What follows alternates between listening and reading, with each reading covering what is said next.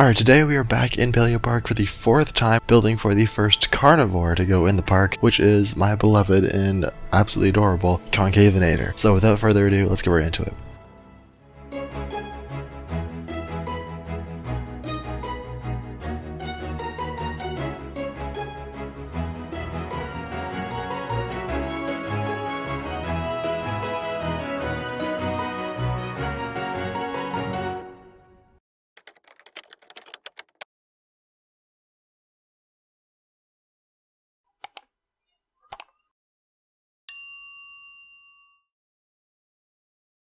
Alright, so hello everybody and welcome to episode 4 of Paleo Park. We are getting down there. We have been doing, about 4 episodes in a row. In the last about 2 weeks, 2 or 3 weeks, we did the entrance to the park, we did the Oviraptor kind of cage and the coffee shop. 3rd episode, which was last week, we did Lokiceratops and the first big kind of like enclosure in general. And today we are doing the first carnivore exhibit in the park, which is going to be for the Concavenator. Now I know that this one isn't a brand new species like we did with the Lokiceratops, and you might be wondering why I didn't choose something like Wandmacher, but first of all, Concavenator is actually kind of new to me. It was in one of the later DLCs of Jurassic World Evolution 2 and I did get it, but I didn't really build anything special for it. I didn't really get to like use any of the skins or anything, so to me it is a decently new creature to me. See, even though it was like a pretty decently old creature in Evolution 2, or I guess, yeah. But yeah, now that I finally actually get to use it, and it is one of the deluxe species, so you can see if the deluxe is maybe worth getting if you haven't got it yet.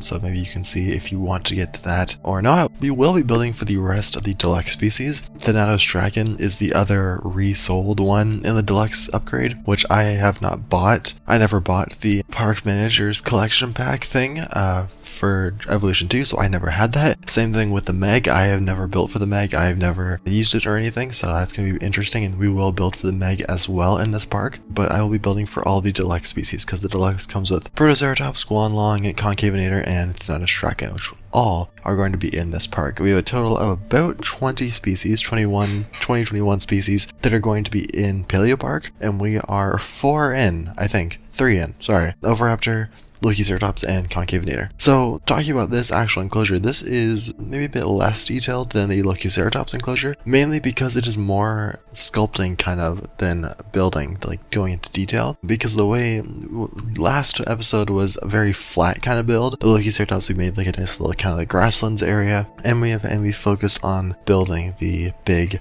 viewing gallery for the Lokiceratops, which isn't actually a viewing gallery, but don't tell anybody that part. In this episode, in this enclosure, we are doing more of the sculpting, and I really wanted to, this is kind of like the biggest episode to showcase the waterfall feature, which is a big feature for a lot of people, and I think I am going to be using it a bit more in the future. I originally thought that I would like more flattened parks, but I do like this idea of doing like the waterfalls and stuff. I think it does look a bit out of place in the final enclosure next to the Lokiceratops enclosure, because it's like one really flat enclosure next to one really highly elevated enclosure, so it's a bit weird, but I did want to showcase the waterfalls, and also this is also how you use a lot of the rock pieces, which I also wanted to start using. So I think overall it looks really good.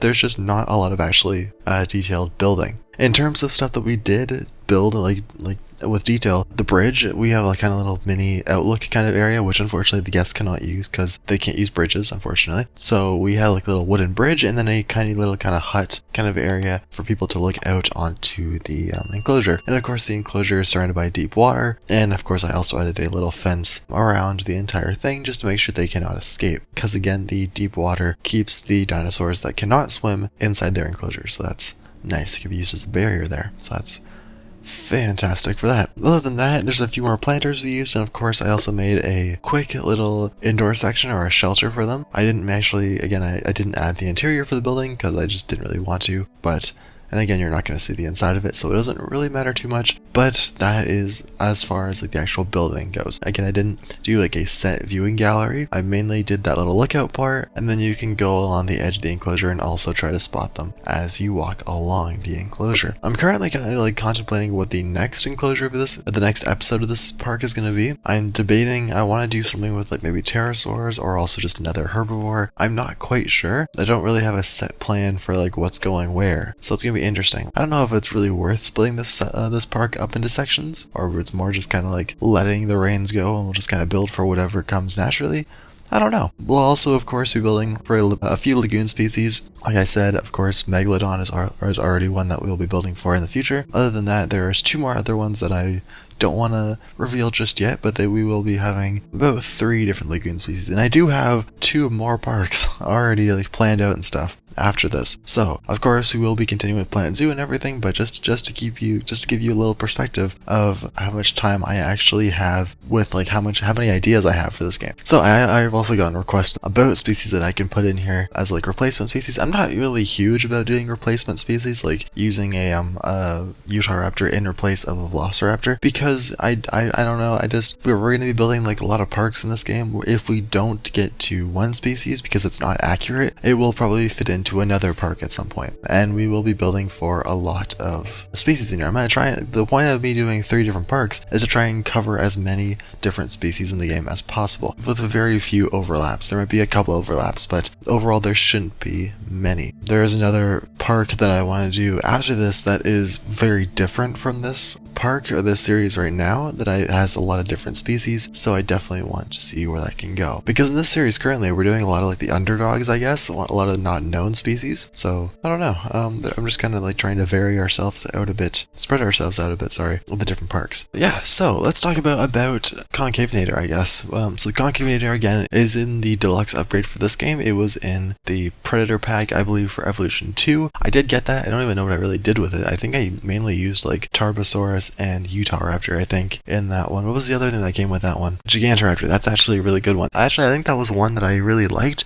but I never actually used. So I really hope that one comes back, and it's really annoying that we don't know the status of the DLC species from the last game. We know that the ones from the official, from the base game of Evolution 2 are coming back, and we have seen that as the day I'm posting this, the day I'm recording this, they released a statement that was full notes out on Thursday, so we'll know this by now. But Kentrosaurus is coming in the first 1.1 update, so that's going to be exciting. I don't know, I like it when they say the big 1.1, 1.2, 1.3 updates for actual really big features, and I'm assuming they're still going to do that in the future, but I don't know, I feel like this is more of a 1.0 something, a 1.07 update, but who knows. It depends on how much stuff they're actually bringing in the update, and I guess we would have known this by now because this is releasing on the Friday, but regardless of that, I don't know, I hope we get some good stuff. As far as DLCs I guess go for this game, I still assume we're getting one in December. I don't know what it's going to be. There's a lot of good ideas and stuff out there. I've seen a guy online who's just posting a bunch of videos for separate DLC ideas. Fine by me. I like them.